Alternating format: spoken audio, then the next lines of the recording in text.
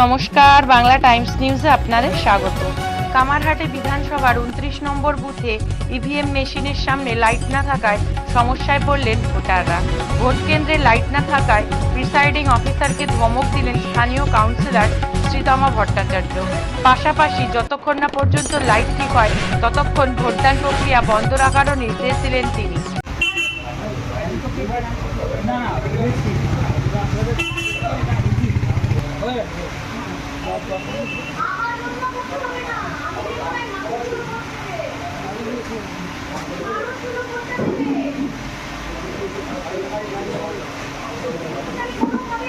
Bathroom को भाई साहब तो बाथरूम को भाई जा कोई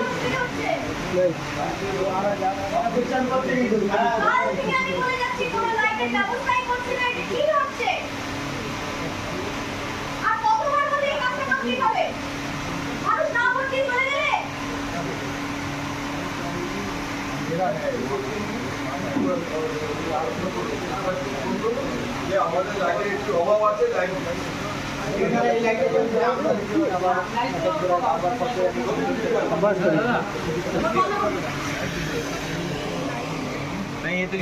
ঠিক হবে তারপর ভোট হবে।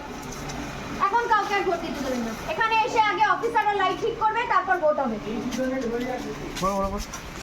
একটাই সমস্যা হচ্ছে এখানে, যেটা আমি আগামী গতকাল থেকে এখানে এটা দেখার চেষ্টা করছি, আমি অনেকভাবে চেষ্টা করেছি।